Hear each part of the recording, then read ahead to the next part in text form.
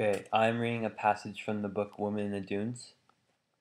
On page 31, it says, bending his head to one side, the man lit another cigarette. There was something definitely suspicious, he felt.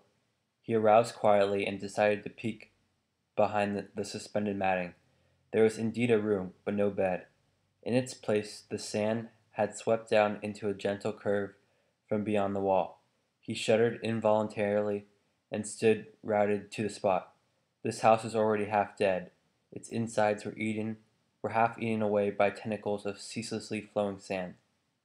Yet not a single thing could stand against this shapeless, destructive power.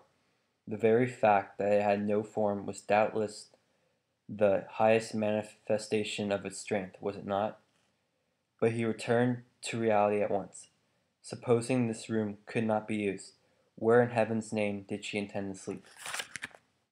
So this passage takes place in the beginning of the novel, and the main character Junpei is basically saying that the woman whose house he's currently in is like basically a piece of crap, and he can't imagine how anyone would want to live here.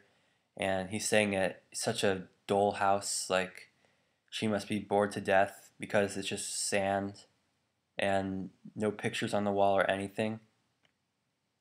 And it's significant because he's basically making fun of the house, yet he's gonna live in this house the rest of his life because he's captured and he's stuck in this house, and he's able to escape, yet he wants to stay in this house, and he decides at the end of the book to live here.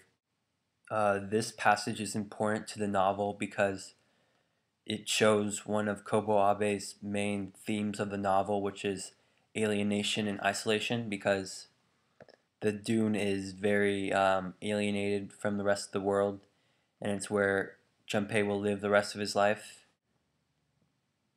This passage also shows the theme of loss of identity, because this sand dune has no identity. It's just a shapeless, half dead, pile of sand, and Junpei has no identity basically that he knows of, and he has to find his identity through the woman. So